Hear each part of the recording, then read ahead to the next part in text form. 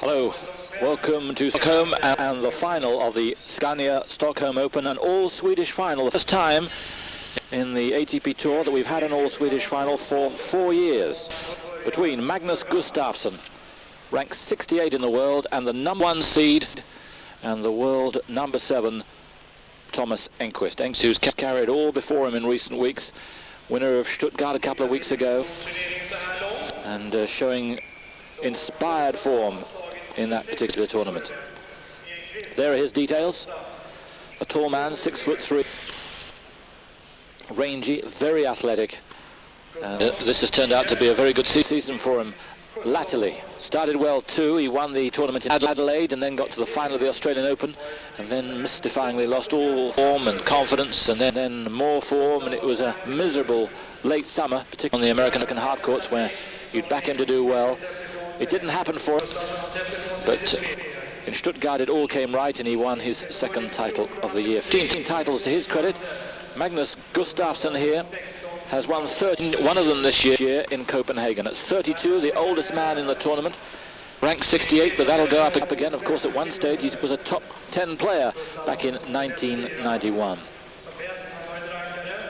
Another tall man, 6'1", built like a bull, but moves deceptively well, and that forehand is a major weapon at any level. The question is, will his backhand hold up to the firepower that Thomas Enqvist is going to give him? Simon alongside Froome at Milan to take you through this, through that firepower that Enqvist has, that is going to take some extinguishing. Yes, I think Gustafsson's going to need a bit of help, frankly, and where would the help come from? I think it's got to come from his backhand side. As you say, Enqvist on both sides has got real power. In many ways demolished Agassi. He's got that amount of power at his disposal, not only off the ground but on the serve as well. He's a better server than Gustafsson, and Gustafsson's backhand's got to hold up. It's going to really be severely examined, and he can't rely on the crowd to support him, because of course who will they support? Well, I suppose they may go for him because he's the underdog, and Enqvist is twice a champion here, the man they expect to win, but no more than that sort of support. Yes, and it's no good going for the good guy, because both of these guys are of the top drawer of characters on the ATP Tour, very much liked. Gustafsson, his 11th time in Stockholm, was the finalist in 1989, so here in the final 10 years later, and a semi-finalist back in 1987. Winning in Copenhagen this year, the oldest winner on the tour this year. And Enqvist, as I said, winner of 2 titles, his 9th year in Stockholm, a winner of a title in 95 when he beat Arno Birch, and then the following year when he beat Todd Martin. Their run through, well, Gustafsson here beat Juan Carlos Ferrero, 6-3, 6-1 in the opening round. Then he beat Tommy Haas, an uncompetitive Haas, it must be said, 6-3, 7-6. Then he beat the Swede Jonas Bjorkman in the really tough one, 6-4, 6-6, 7-5. And in the semi-final, came through against Jan Michael Gamble. You may have seen that yesterday on Eurosport Live. T-Turvy match, he won it 6-love, 2-6, 7-6. And we have a Swede in charge. Well, that last graph.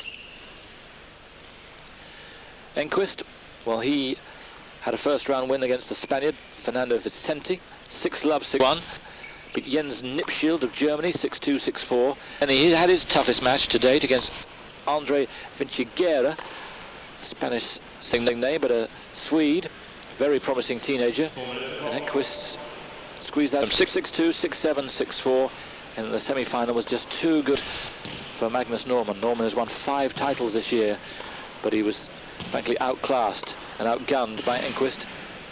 Enqvist won it 6-3, 6-4. The head-to-head, 5-2 in Enqvist's favour, and he's won the last 5, including 2 indoors in Paris. So as far as the stats go, it's a fairly daunting task for Magnus Gustafsson. Very, very difficult. He's even had to play more tennis coming into this final, 93 games as opposed to Enqvist's 81. It's a fair draw because it's 32. There are no buys, so everybody starts on the same line, as opposed to Russ and Stuttgart, those Super 9s where they had 48 in the field. But he's an older man, and he's got to start well, I feel. He's got to try and dominate Enqvist with his forehand, and that's no easy task. Because how does he return the Enqvist serve? Supposing Enqvist serves well. I think Gustafsson, he came through against Gamble, frankly, because Gamble's serve was very inconsistent. I don't expect Enqvist to be like that. I don't expect him to be particularly nervy. Okay, there'll be the sort of nerves that every player has at the beginning of the match. But unless Gustafsson gets on top of Enqvist early on, it really should be a fairly comfortable match for Enqvist. Did see Enqvist nervous back in 1995 when he won this tournament for the first time. It meant an awful lot to him then. I'm sure it means a lot to him now. He's been through so many big matches, and particularly in recent weeks, that he must feel extraordinarily confident. Just to put you in the picture of what he did in Stuttgart, his list of victims almost reads like a who of tennis. Michael Chang, Gustavo Kuerten, Marcelo Rios, Andre Agassi and Richard Krajicek, all of them winners of Grand Slam tournaments. So it was mighty impressive. In Paris, he beat Sebastian Grosjean and Todd Martin before going out to Jim Courier in a real battle of attrition. But he's been back to his very best, and he was very impressive indeed in sections of his match against Magnus Norman, and at no stage did he hit any trough of form. It was all pretty good. It's a fairly fast court here, which again I think suits Enqvist that much more than Gustafsson. But to me, one of the important results is the fact that not only has Enqvist beaten Gustafsson the last 5 out of 5, but also beaten him clay, where really, which is Gustafsson's past. Enqvist has never been a great lover of the surface, although he's won a couple of tournaments on clay. But for him to beat Gustafsson as he did last year en route to winning the tournament in Munich in the semi-finals in straight sets is quite significant. It's the last match on the ATP Tour before the World Championships, and it's Enqvist to begin it.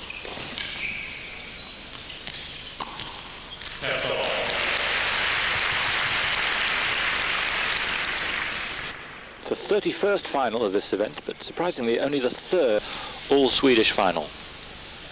Edberg won both the previous ones.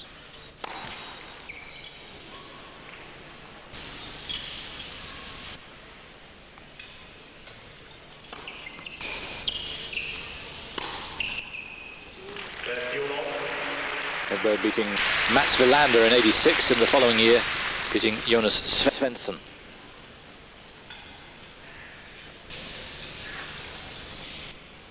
He looks just as relaxed as Enqvist as he did yesterday.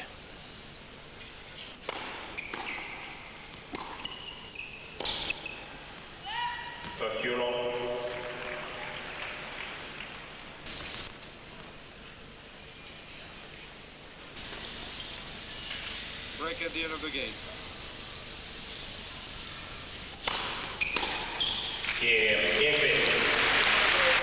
And that's why he's as confident as he is. One love to the number one. Important that Magnus Gustafsson should impress here in his opening service game. Best of 5-set final, remember.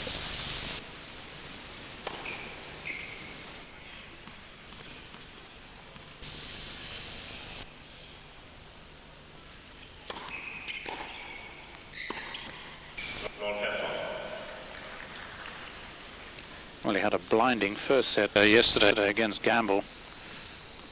Lost only 9 points in all.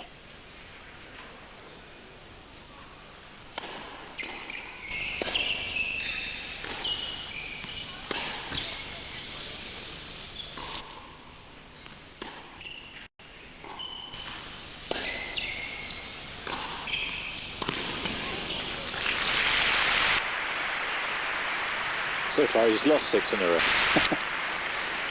Yes, and Enqvist just being easy on him. They had the opportunity early in the rally to play the big forehand after the net cord. His forehand certainly today and yesterday has looked very good.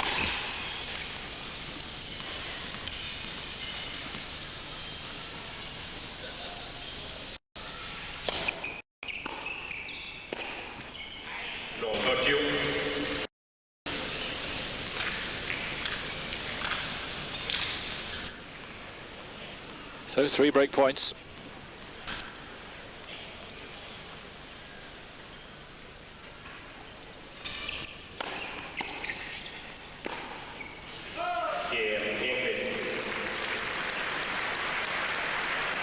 Well, Cooper and I were talking before, and we feared that Enqvist might overwhelm Gustafsson. It's not a great start for the older man. No, that's the shot with which he's got to really heave-ho and hope that he strikes a few in.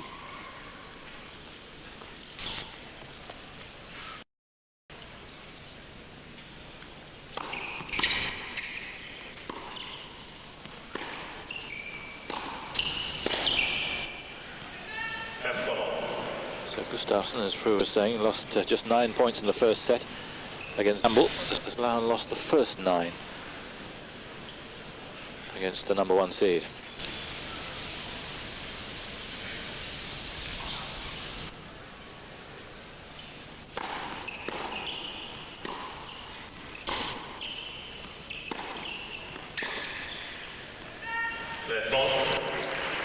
It's the problem for Gustafsson is that there's a let-up from Enqvist. Very often, if you're playing somebody with big ground strokes, even a person like Agassi at some stage, he's going to, in a few easy first serves, take the pace off.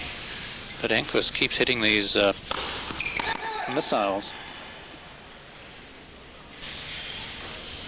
So if he does miss one like this, you've got to try and make hay quickly.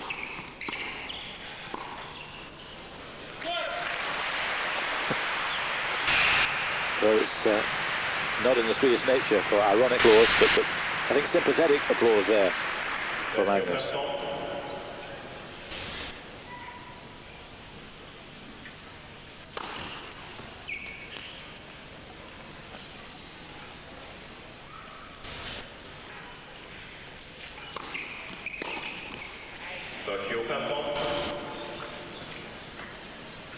Just doesn't have technique on that backhand side to really hit with great power and effectiveness.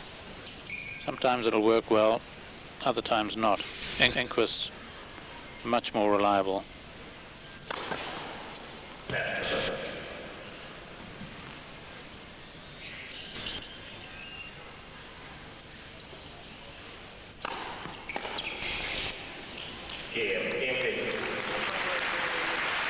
Well, Gustafsson's one piece of comfort is this is best of 5 sets. Welcome back. The final of the Scania Stockholm Open. Magnus Gustafsson yet to open his account as far as games are concerned.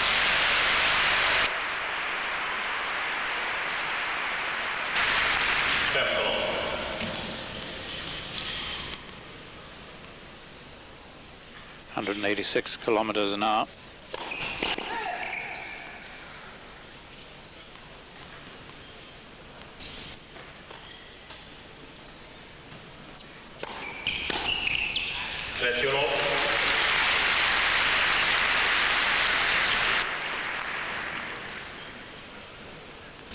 Now you've got to be very understanding, which I'm sure Enqvist is. They're not really applauding his error. Just the fact that Gustafsson's got the point. This is Enqvist's home club. This is the club at which he practices. Gustafsson's from.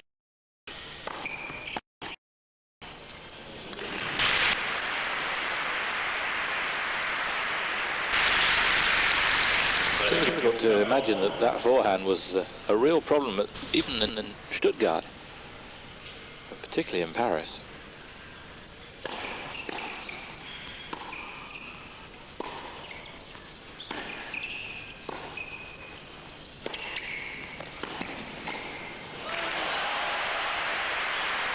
Well played. Positive move forward. Yes, you can see where he's inclined to play that forehand from, anywhere in the hall, frankly, if you can use it rather than the backhand. It's not that the backhand's that bad, but the forehand can do a lot of damage.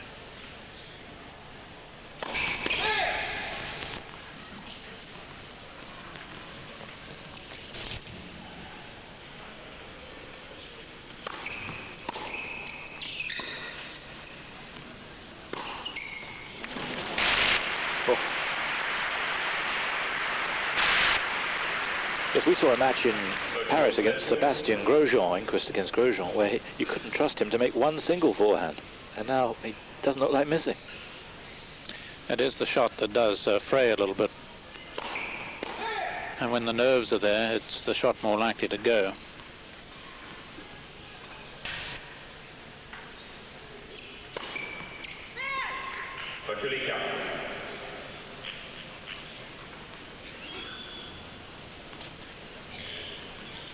Important for his morale to win this game.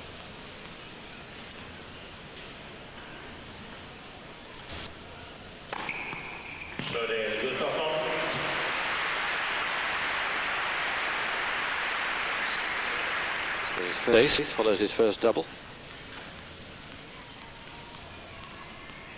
So the 9 aces in his 3-setter against Gamble.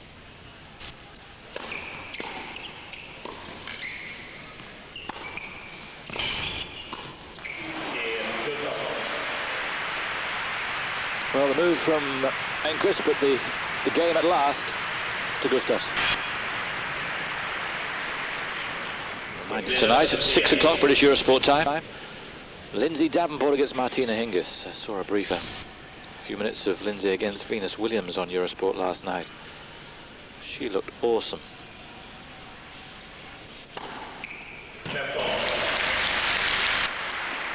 How do you think she'd go against Enqvist? The way she was playing last night, she wouldn't hide.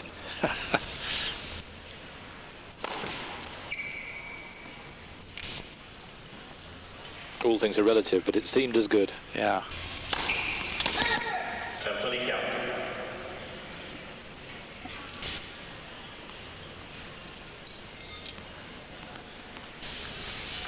All Swedish match in Sweden, Swedish umpire, and of course the calls only in Swedish. We had that yesterday in the all Swedish match between Enqvist and Norman. And I was saying yesterday, when I played here, the scoring was only in Swedish, and any of us foreigners found it quite difficult to understand.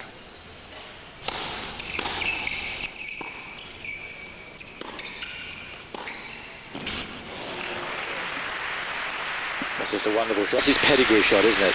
The double-hander down the line. That defined Enqvist, really.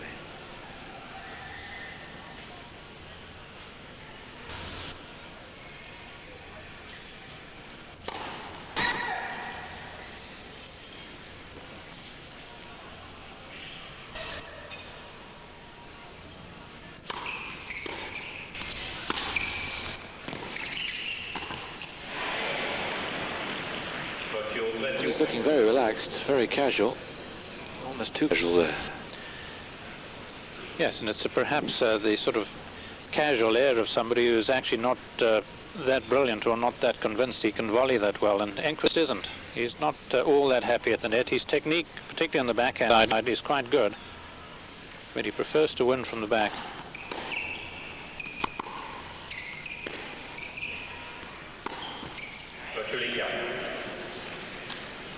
And I think it's undermined him just a little bit.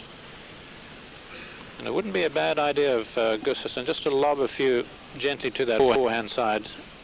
So the forehands that he did miss against Norman came off pretty slow shots.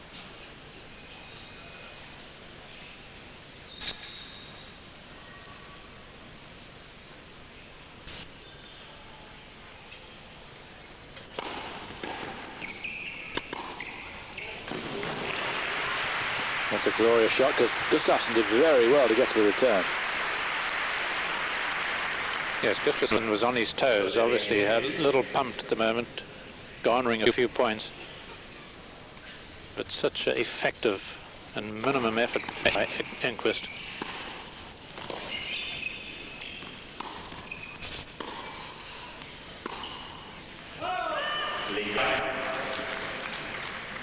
Yes, the errors are starting to come on that forehand side.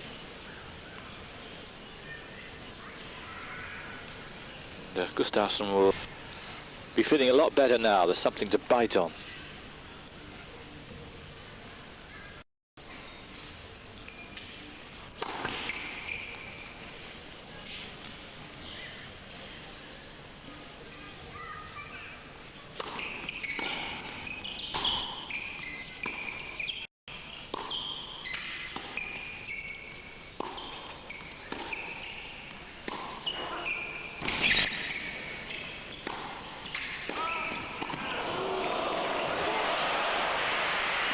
Nope, just enough.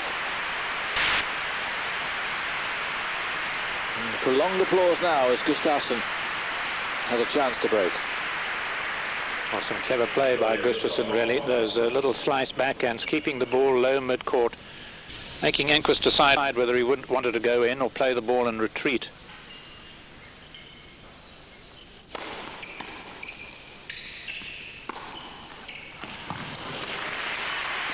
Sensational shot, particularly with the misfires that he's had this game.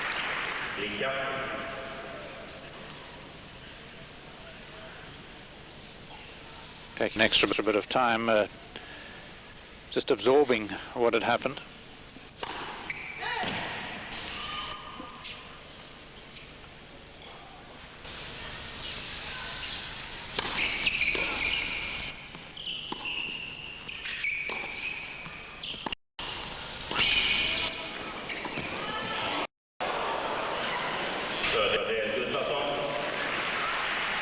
Another missed volley. And it's getting to be a habit, a nasty one. This seemed almost unmissable. Yes, it's a strange choice of shot actually by Enqvist, because he really wasn't hitting the ball very hard, and if only going to place it, surely much better to place it to the Gustafsson backhand side anyway. Second break point.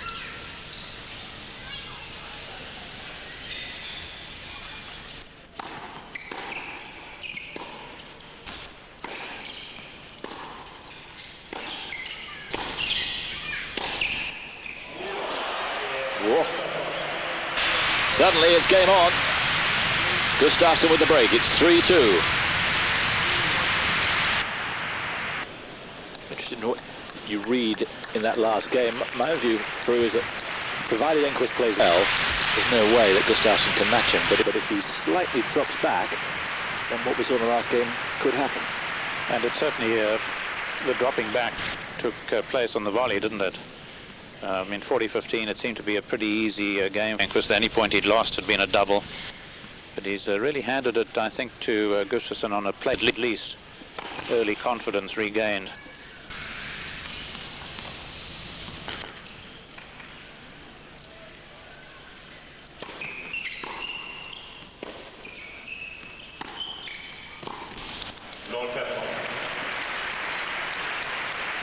Enqvist determined to whip that confidence away from him once more. And looking to come in, so he was going to test his volleying skills again. He's got to make one or two of them, of course.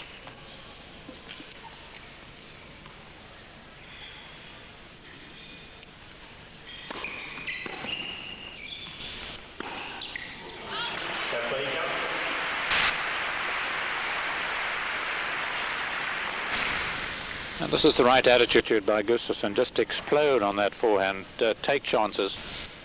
He doesn't want to get into a baseline slogging match with Enqvist.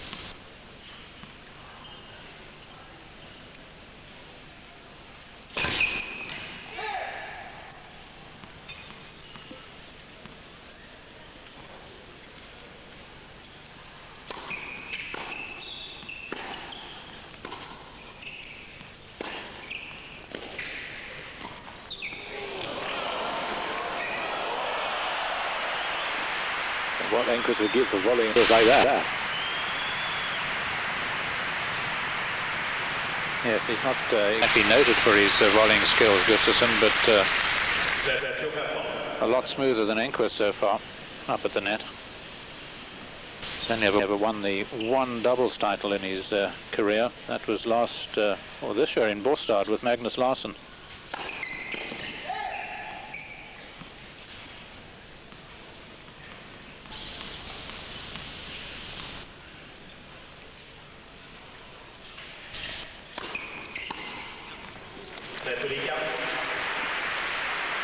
He never looks rushed, does he, Enqvist? Always looks very rhythmic. You can see the second serve really not doing much damage. He scored quite well serving directly at Gamble yesterday, the two-hander on both sides. But he's got to look to do a bit more with the second serve than just steer it at the body, I think.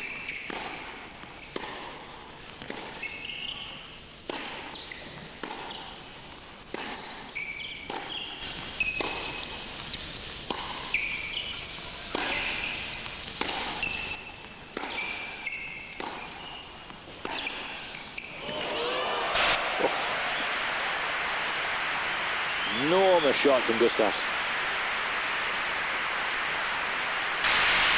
Well, this will really give him so much confidence.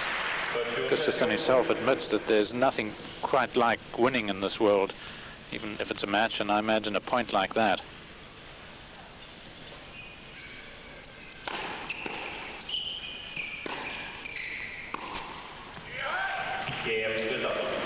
They're keeping a good length and forcing Enqvist to make difficult ground strokes.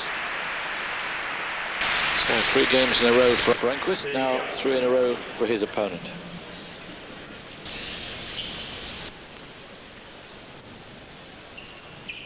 Well, it becomes pretty fascinating, doesn't it? Because we saw there Enqvist taking the Gustafsson forehand on, but just trying to hit with a little too much power, and so lose a little bit of technique and just missing the line.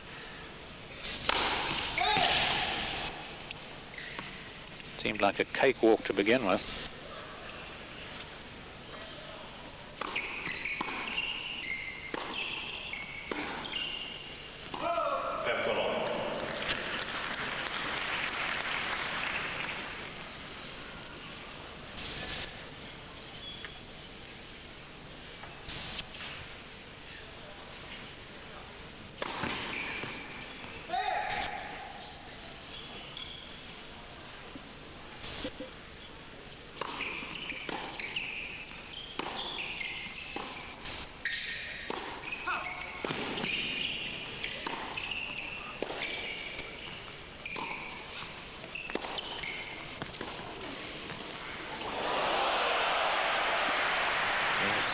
Superb play again from Gustafsson.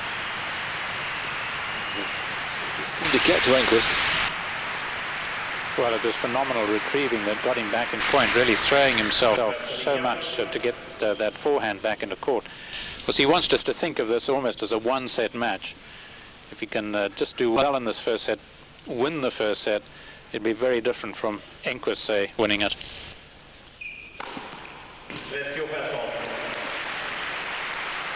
He's got to throw everything at it, Gustafsson. Second ace.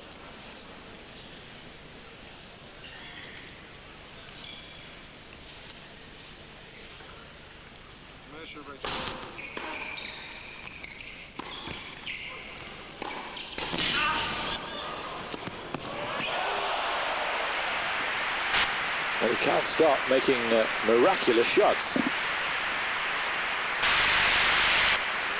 Well, another volley played by Enqvist, another point lost. He didn't play this one too badly, but just terrific anticipation by Gustafsson.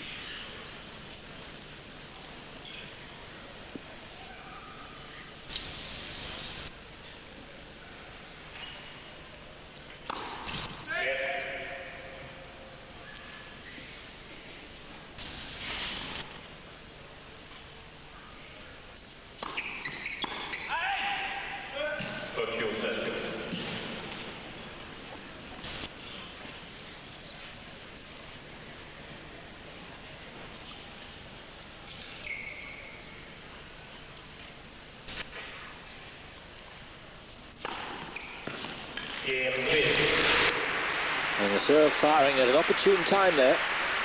Gustafsson was after him again, but a couple of aces helps the Enqvist cause. 4-3.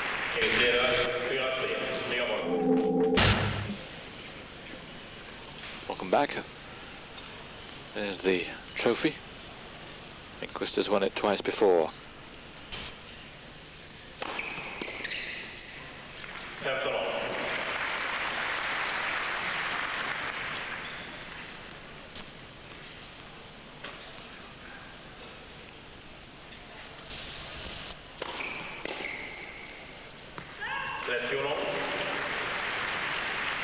Well, Gustafsson responding with a fair amount of power, 177. Seemed almost more than that.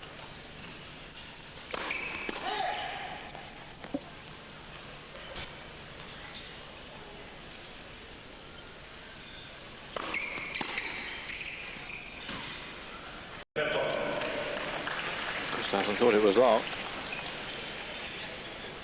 Beautifully timed return.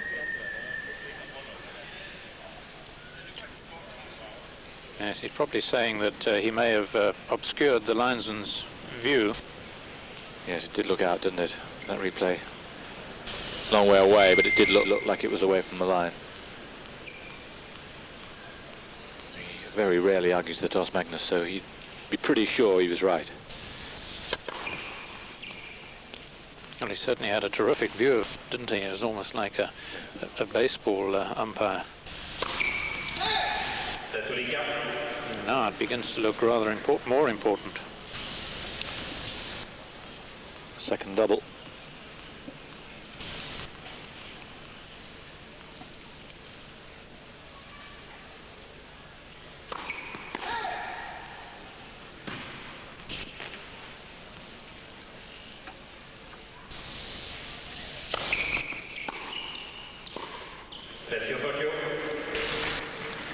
Certainly testing that baseline, Judge. No doubt about that one. And a very important point here for Gustafsson. Enqvist wins it, he'll be serving for the set. How quickly this game can turn around.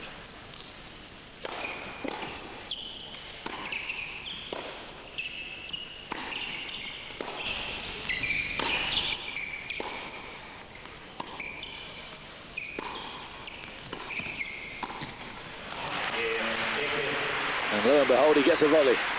Isn't it amazing, Fru? The momentum seemed certain to take Gustafsson, I thought, to a tiebreak at least, and he might well have won it. And then just one call that was against him, maybe a lack of confidence, lost the concentration, bingo. Well, it's a big call, and you can understand why a player can feel a little riled, and how difficult it can be to forget something like that. And now it's all change.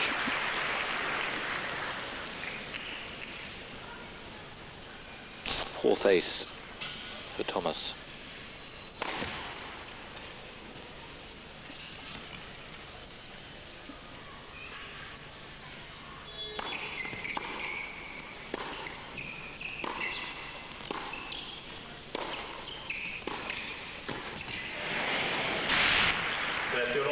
Now it's Gustafsson missing volleys. Yes, and I'm sure his mind will go back to that call, 6 points in a row. But he's a battler, Gustafsson. He's fought throughout his career, all kinds of injuries. Enqvist hasn't been free of them either.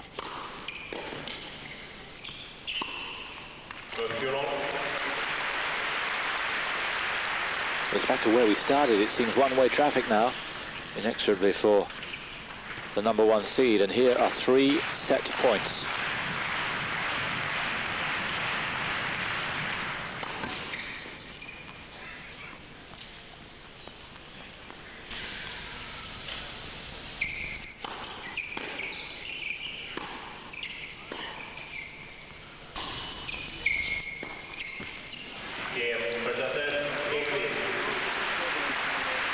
Well, it's a hard game sometimes, and it must feel particularly hard for Magnus Gustafsson now. He seemed to have stemmed the tide. But just when it looked like he was going to perhaps get on to dominate this first set at least, one call that didn't come, and it all changed. People at home might be mystified as to how someone as level-headed as Magnus Gustafsson can let something like that get you, but it seems sometimes inevitable. Well, I think it's a combination not only of Gustafsson allowing it to get to him, but perhaps more a case of Enqvist taking advantage. It wasn't as if Gustafsson played particularly poorly after that, but Enqvist almost celebrating the fact that, and he would have known really that his shot was long, that he'd had a lucky break and just taking advantage. I think that's now in terms of finals here that Enqvist played, that's his 6th successive set, because he won in 3 straight against Todd Martin, he won in 2 straight against Arno Birch. So when it comes to finals in Stockholm, it is difficult to win games, let alone sets against Enqvist. It certainly looked like that at the beginning. It looked almost as if it could be a humiliation, a very public humiliation for this man. But to his credit, he turned it around very nearly. There was too many problems for Enqvist in the first set. What can he do in set number 2?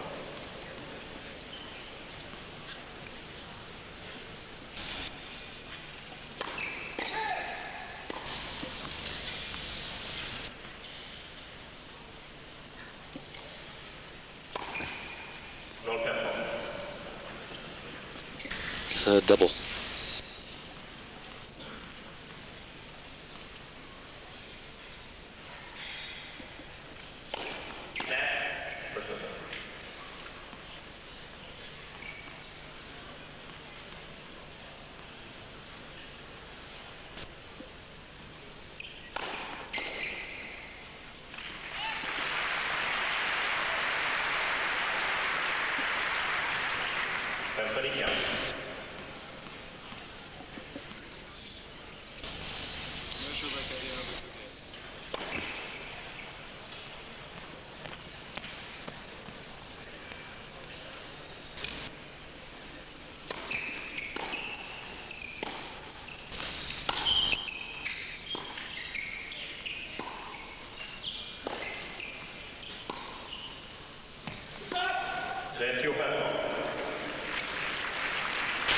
It's a shot which over the last month or so Enqvist has played a lot more than I've ever seen him played in the past, that single-handed backhand.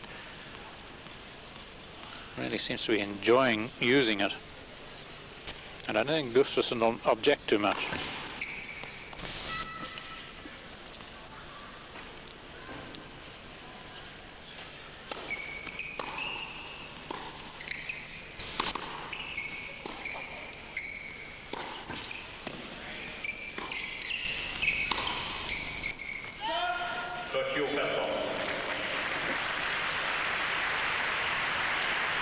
Well, interesting how Enqvist was on his way to the net, and even though it got onto the Gustafsson can, he retreated.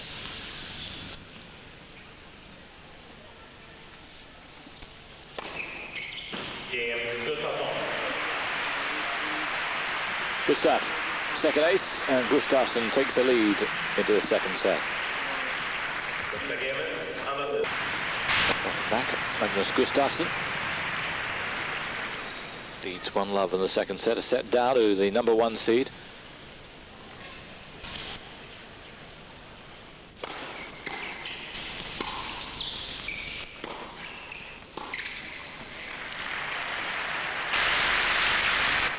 Enqvist ranked 7 in the world at the moment, but I think there's a very good chance that within a couple of weeks he'll be at his highest ever ranking. 6 is the best he's been.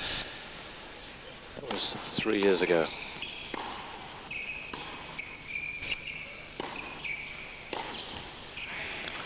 You've been saying through that you expect him to do very well in Hanover in the ATP World Championships, and if he does do, he's going to be threatening a top 3 place.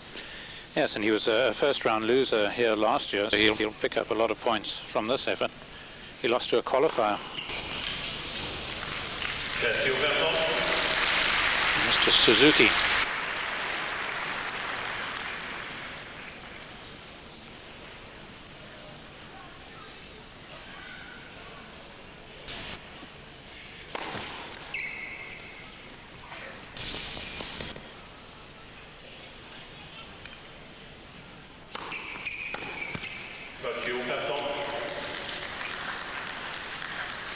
Problem, if he just had a bit more of an aggressive backhand, he could have been so much more effective throughout his career, and particularly in a match like this.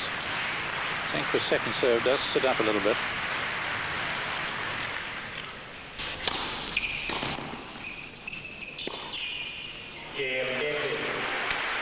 Enqvist dominating still behind the serve. And wins that service game with some aplomb.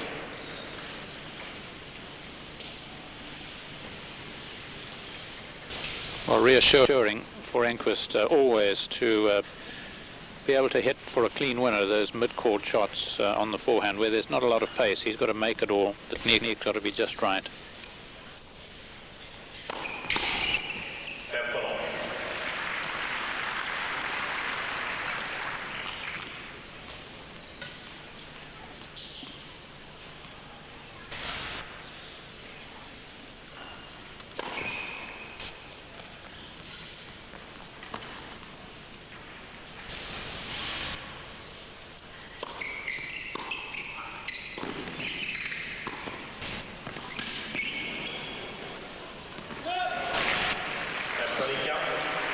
Didn't fancy it. Sensed his unease as he came forward on the volley, but he managed it okay.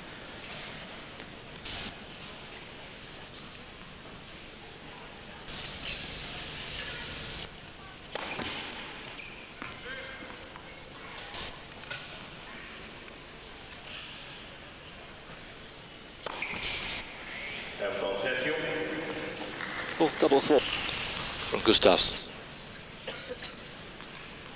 He's one of these men who generally serves more doubles per match than he does aces. But that's of course because he plays a lot of clay. If he played, I suppose if he played all his matches indoors, there'd still be probably a higher incidence of doubles because he tends to go for the second serve a bit more.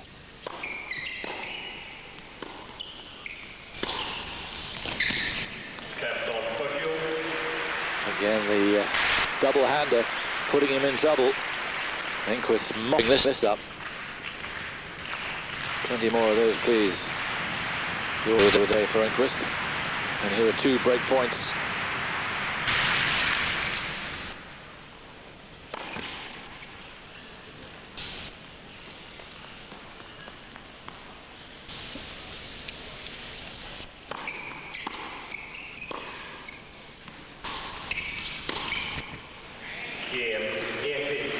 That really the poorest game that Gustafsson's played in this match. And Enqvist leads by a set and a break.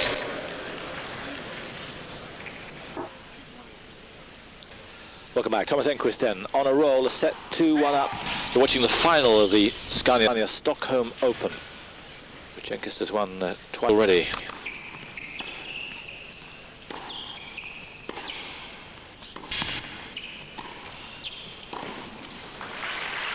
Not that time. I said earlier on today, though, you may well have heard David Mercer commentating in Moscow. Yevgeny Kafelnikov picking up his 3rd Moscow title. Looks like Enqvist might well do the same here, unless Gustafsson can get something going.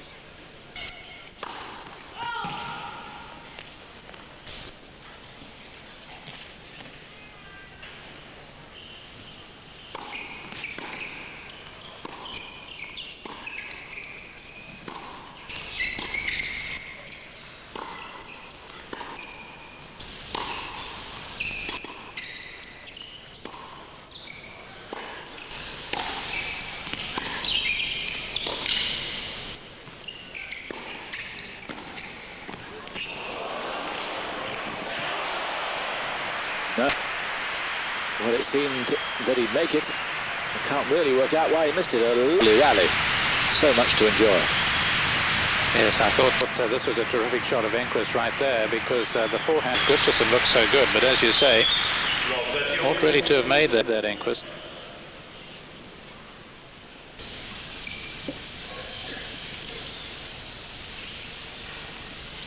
Terrific response there by Gustafsson. It just shows what a fighter he is.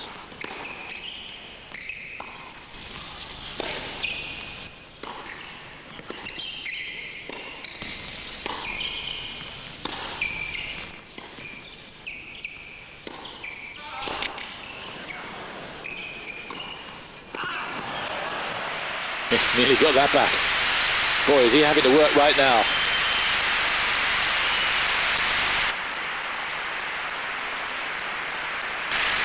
Well, he can almost afford to smile. Terrific bit of wrong footing early in the rally by Enqvist, which I think created the greater opening.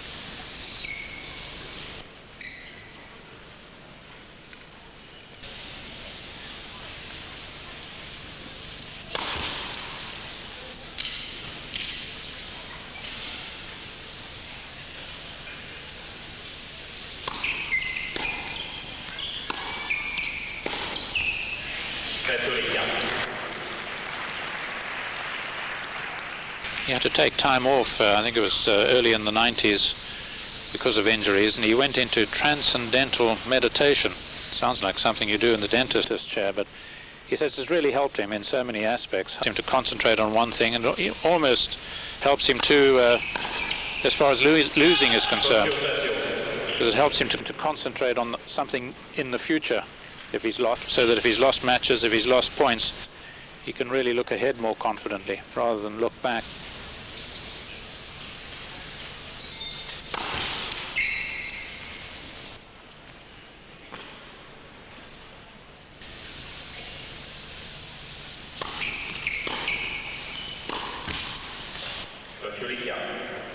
Yes, it was something the Beatles did in the 60s and the early 70s, and everyone at that stage raised their eyebrows and thought it was a bit quirky, but it's taken a lot more seriously now.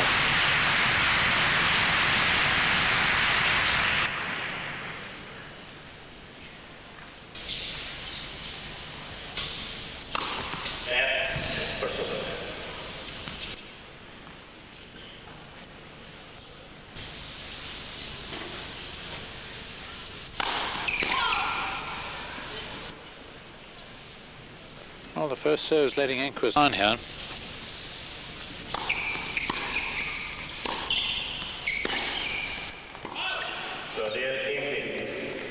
That's a pity for Gustafsson. Felt it was just the right moment to attack, and it looked like he'd got it. It would have been break point, and again, it could have been a major change in this match.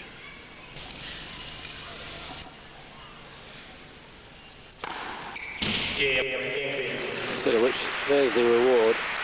Number 5, the door slammed tight, and Enqvist 3-1 up.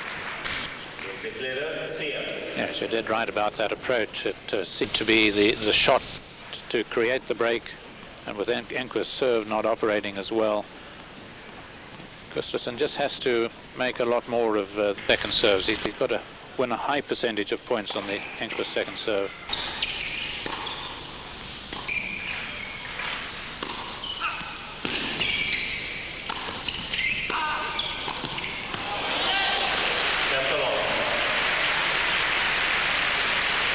Called out. Yes, it didn't seem he could lose the point once he played that brilliant two-hander down the line.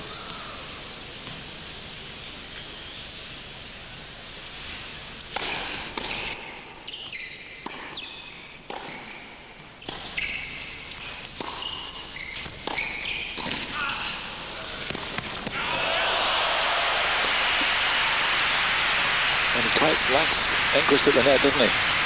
Well, it's very apparent that whenever Enqvist goes into the net, Gustafsson just expects him to volley cross-court because he's on every one of them. The one volley that Enqvist won was when he went to play the forehand off volley behind Gustafsson, and he's got to do that a bit more.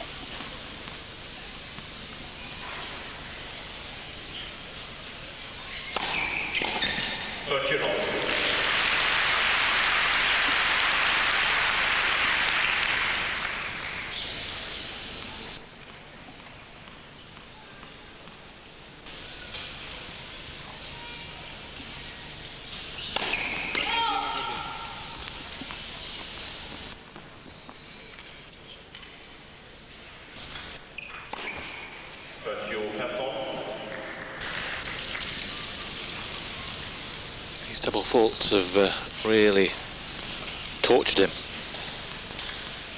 They've been instrumental in 2 of the 3 breaks that he's had against him.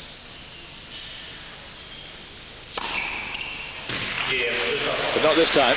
Ace number 3. He's in touch, but still a set and a breakdown. The cheerleaders up. And Thomas Enqvist is up as well. He's 3-2 with a break and a set.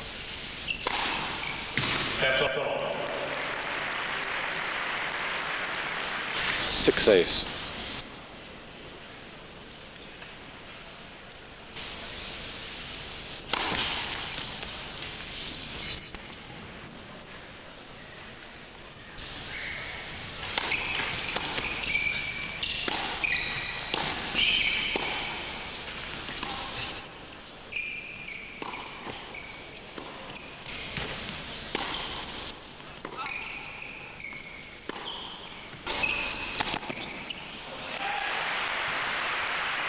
Gustafsson is having to do so much work. Yes, having played this, usually he's been anticipating it, but I think he'd put so much effort to it, he couldn't be bothered. Give me a break. His backhand's actually holding up pretty well, is Gustafsson's. Essential that it does.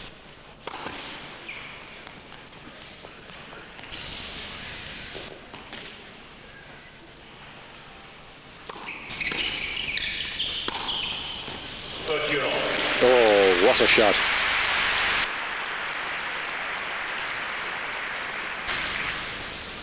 I think the confidence is pretty much back there big time now. After a period where he looked doubtful.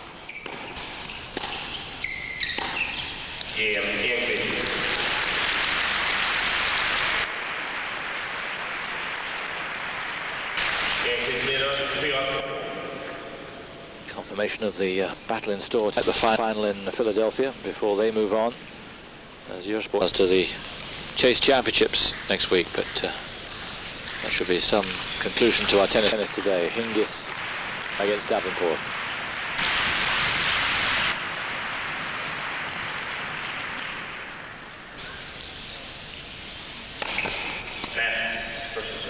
Good look at that Fred Perry clothing of Gustafsson's. He was at one stage, I know, actually agent for the clothing.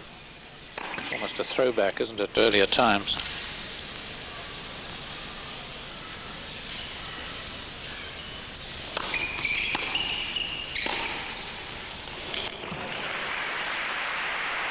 It's a wonderful sweeping shot in there when it works.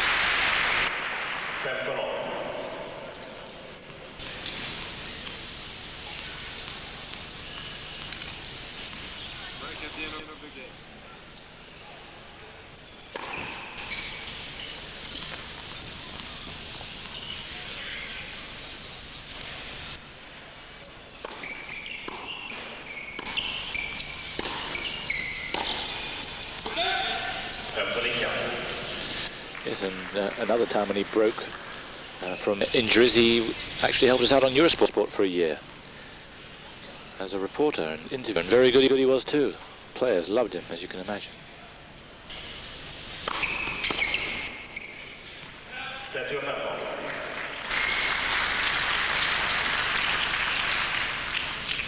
Yes, Enqvist had his problems too. He's had ankles and knee injuries, which have held the leading Swede back as well, no doubt about it. You have two big chunks of the year off, it just sets you back in so many ways.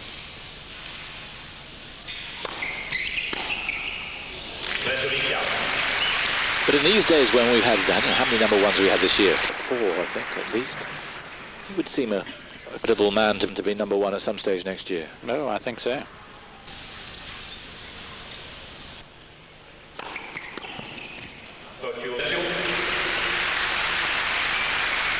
Yes, what he's certainly got to do is try and emulate what he did to the Australian, getting to a final of a major, because you get so many more points there.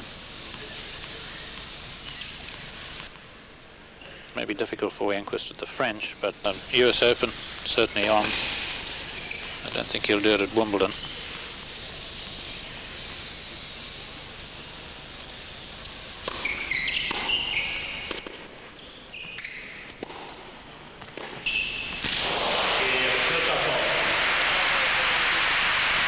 Wonderful finish for Gustafsson there, but Enqvist still leads by a break, 4-3.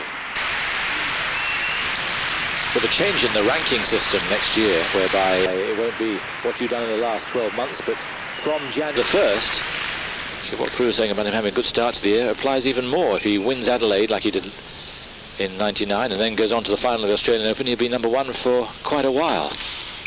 There'll be no points next year carrying over from 1999. How you start in the year 2000 is how you go. Like Formula One, a race for the ATP World Championship at the end of the year, with the race beginning on January the 1st. Yes, the only reason they'll retain some of the points is for seedings purposes at tournaments, but they won't sort of be publicised.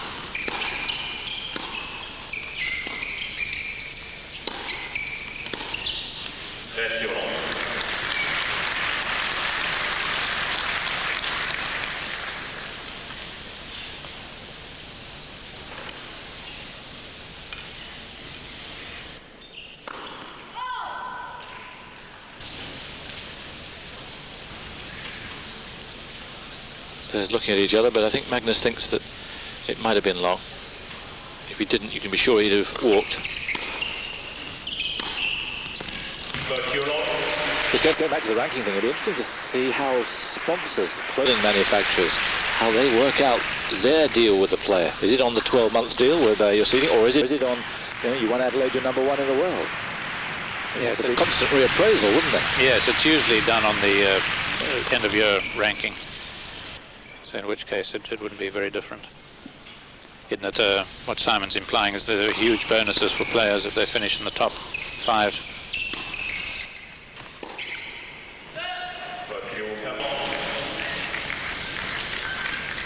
Pressured there.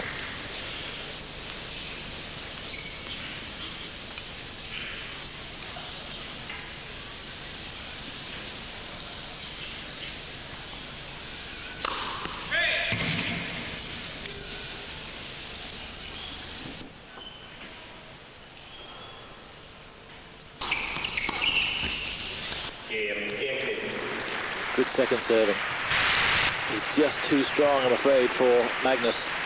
It's the story with another Swede yesterday. Another Magnus, Norman. Couldn't find a pass, and it looks the same here. It's a lot to ask, particularly if the backhand's not operating too successfully on that return of serve, which it isn't for Gustafsson. Serving to stay in the second set, best of 5 set final.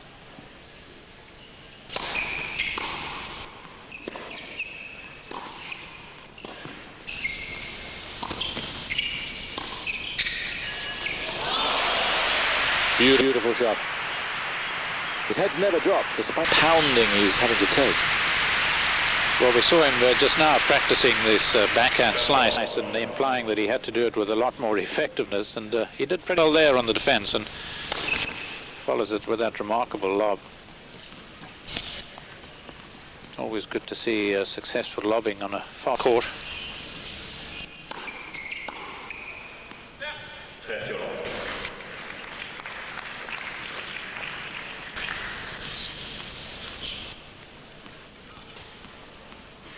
Court in Hanover will be a lot slower for Enqvist. Much more like it was in Stuttgart and in Paris. I think they'll be using the same balls here, though, that they do in Hanover.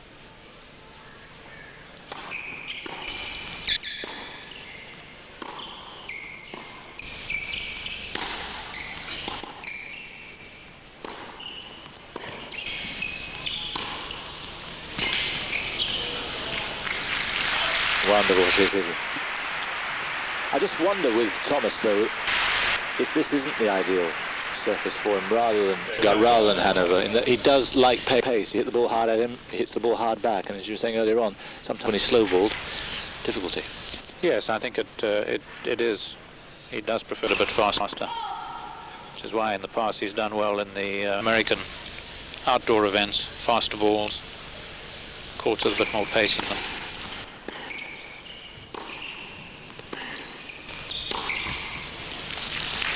But generally, you think, despite that, he's playing so well, goes in as if not the favourite, certainly the best outsider. Yes, in my mind, anyway. I mean, given the fact that he took Agassi, not exactly apart, but gave him a pretty good lesson. 6 love, it'll do for me. Yeah, in Stuttgart.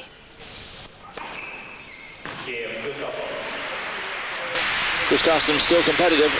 When you come back, though, Enqvist will be serving for a 2-set lead. $112,000 plus the Scania Stockholm Open Trophy awaits the winner. Enqvist could be 2/3 the way there after this game, serving for the second set.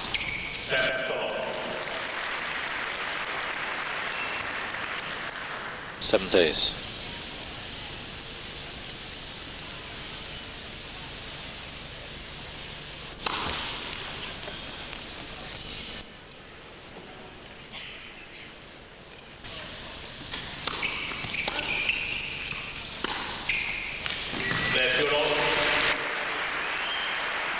Well, it's been so destructive. Just absolutely terrific. But it just shows the damage that can be done if you don't return with a bit of sting.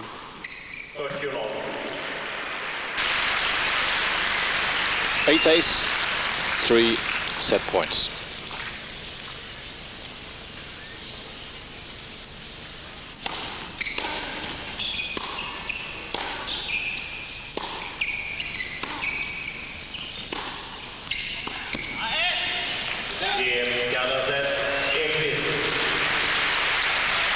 Forehand looking indestructible at the moment.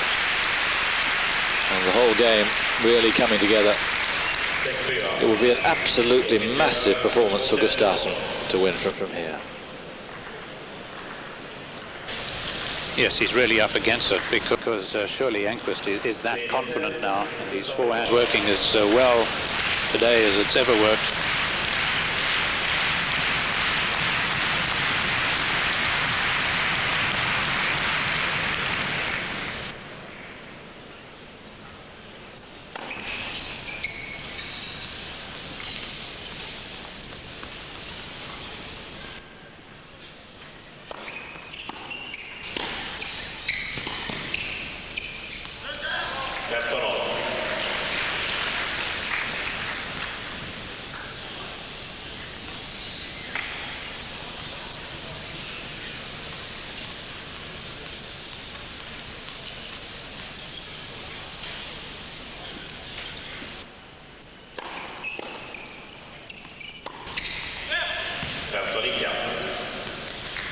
Seen too many times when he loads up on that double-hander.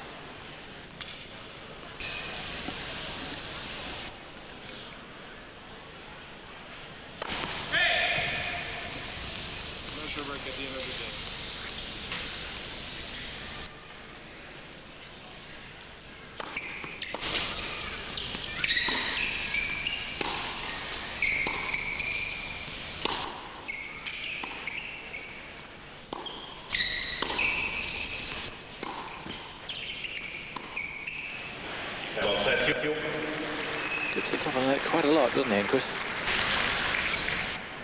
Actually gets the luck his way.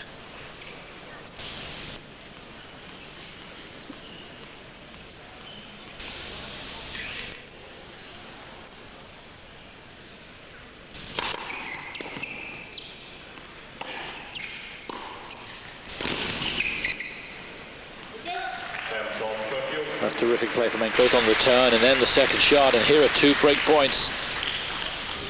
And the lighting would very nearly be on the wall now.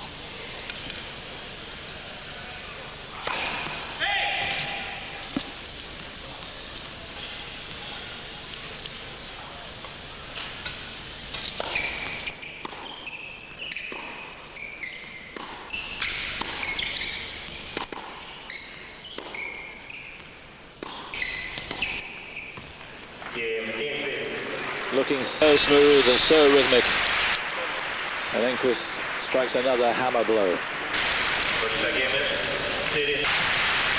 Last game, another tremendous shot which was unanswerable.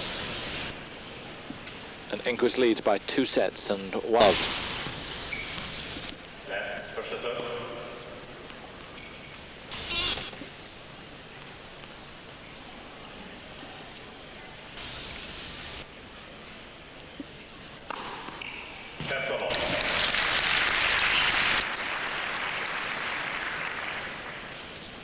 Ninth ace.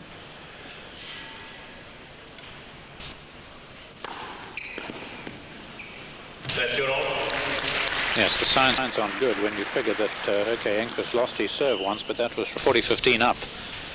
Played a few missed casual volleys. Otherwise, it's been pretty easy going. He's firing time after time now. Double figures on aces.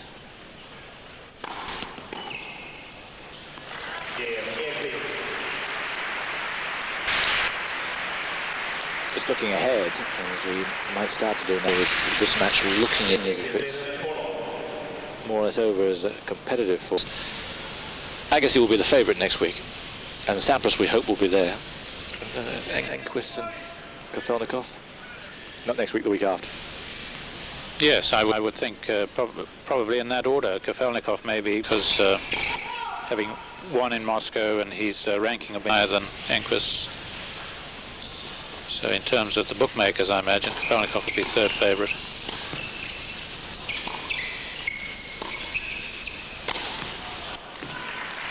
As ever, I'll keep you informed on that. Because you're alerting me to the fact that this guy here could be a very lively bet. Well, certainly the odds on him will be a lot more realistic, I think. And Kafelnikov's a danger man for Enqvist. He hasn't, well, he lost him the final of the Australian.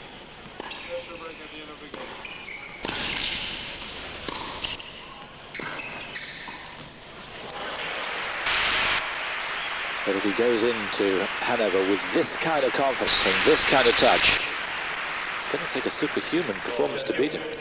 And he got to the semi there once, lost to Becker in the ATP finals, and one other time he got as an alternate and he lost to Kafelnikov and beat Becker as the replacement man. So he's been there before and done well each time he's been there. He won't be frightened of Agassi, that's for sure. Yep.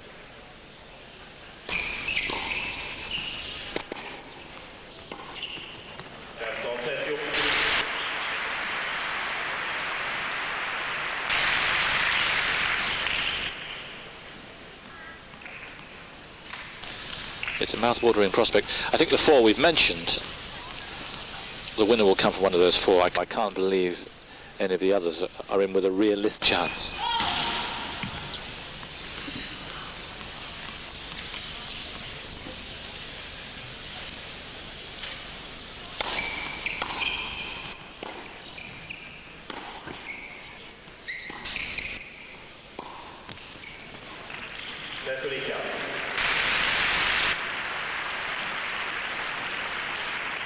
Well, a bit of breathing space here for Gustafsson. Enqvist just relaxing a little bit. Good to see him keep the foot on the pedal there.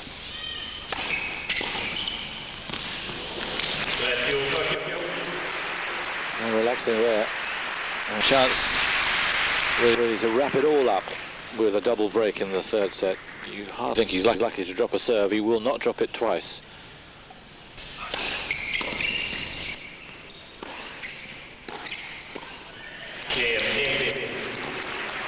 And Magnus, I think, knows that gesture, that all the remaining hope has gone. It's 3-love, 2 breaks. So, is he going to relax? He just relaxed a little bit, didn't he, early on when he won 3 games effortlessly and allowed Gustafsson to get back in. He's saying then anything less than Enqvist's best and Gustafsson has a chance. I think that still applies, but he's right up to par at the moment, Enqvist. And how much belief is there left in Gustafsson now?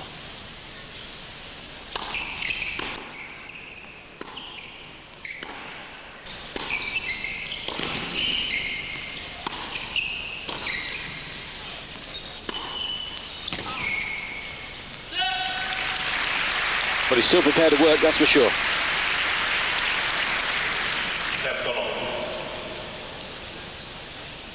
Well, another one of Gustafsson's beliefs is that you've got to try everything once, but I wouldn't suggest just going 2 sets low down and 4-love down to Enqvist.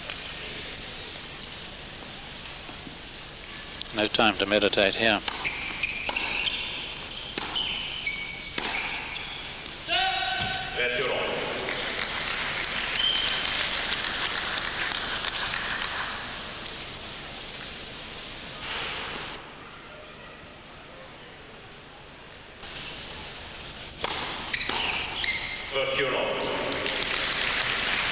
It's in the 5 wins that Enqvist has had in a row over Gustafsson. He's only dropped 1 set.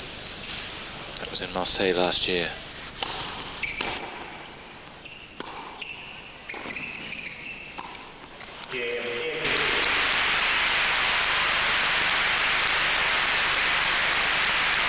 So he's looking for his 14th set out of 15. Well, it's pretty destructive stuff, isn't it? 6-love service game by Enqvist, and really Gustafsson's having to scratch around to win any points at all on his serve.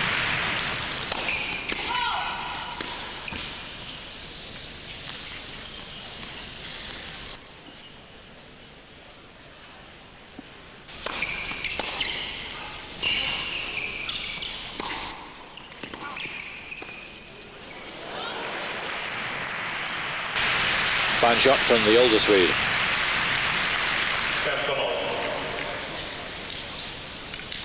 think most people here hoping that he can get moving again. They don't want to see him beaten 6-love. He's too good a guy. And he's given too much to tennis, including Swedish tennis, particularly Swedish tennis. Good part of their Davis Cup effort. Oh yes, won both his matches last year in the final against the Italians. He's played his part. Aces number 5 and 6.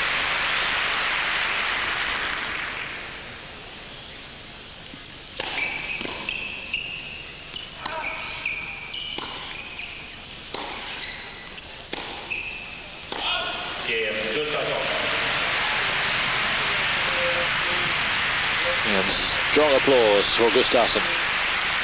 But he's 4-1 down.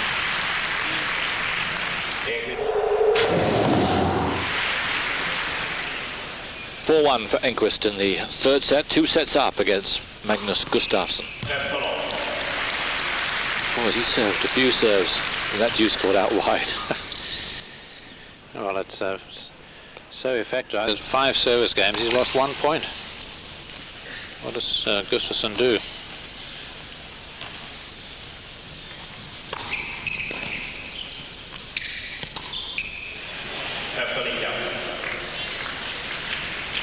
Took something like that, trying to be just a little fancy.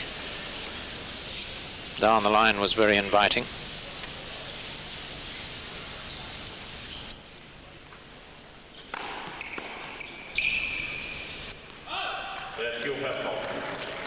Trying to perform Herculean tasks is Gustafsson, and very nearly pulling them off, but the cumulative effect is too much.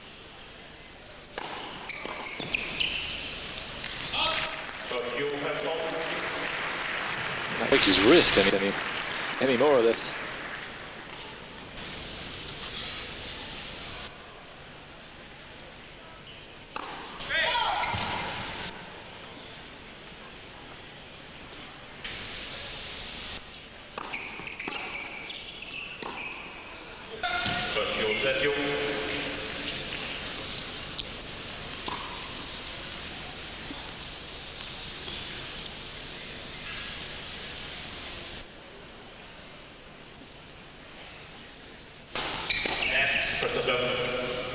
Well, this is the beauty of Enqvist's game. He can play a poorish forehand like the previous one and then come up with a 105 km/h serve.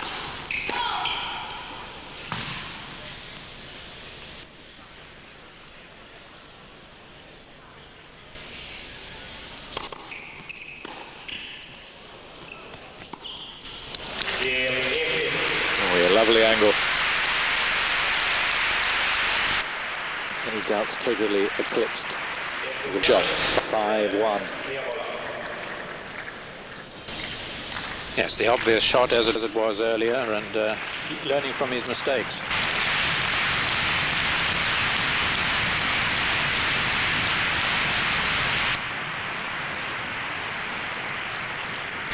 So Gustafsson then serving with new balls to stay in the match. How old will they be by the end of it?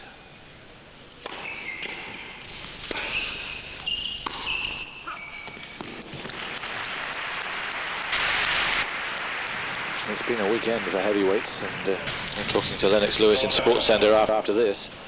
But it's been some heavyweight shots. Yeah. Yes, Ingemar Johansson. Ingemar Johansson, yes, the last non-American to hold all the heavyweight titles.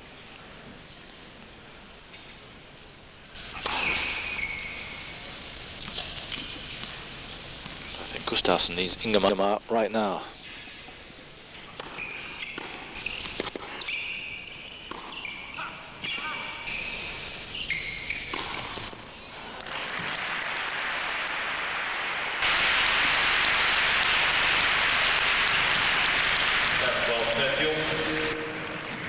It's almost a case of Gustafsson out of his misery.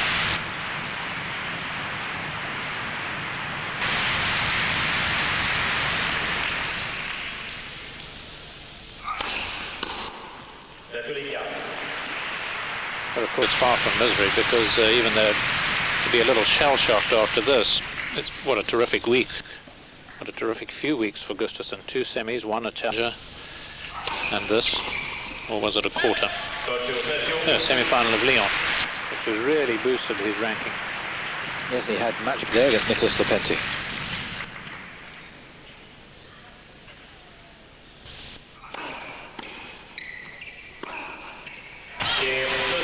Good to see.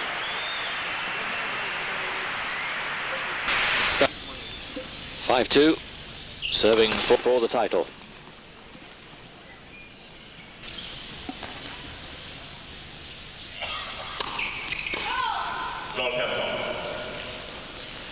Only his second double.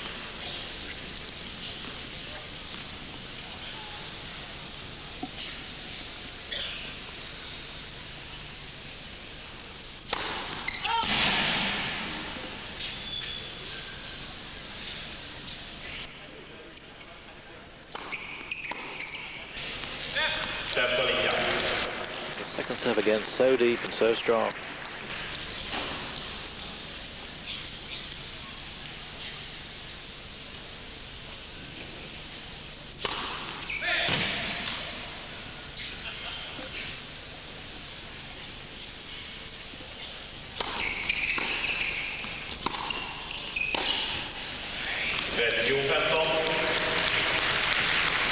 It's just a little upright.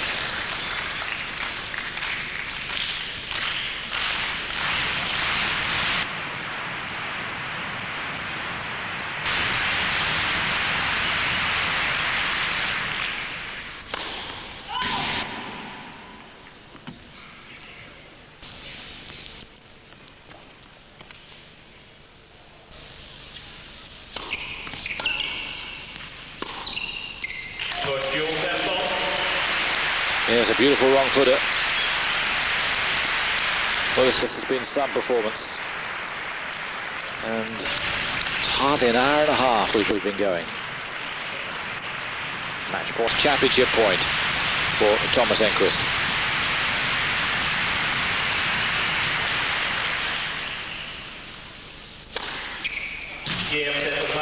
And wouldn't he do it with an ace?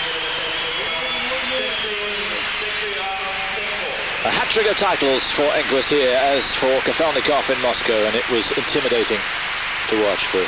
Oh, terrific stuff. It really augurs well for the ATP finals the week after next. The last man to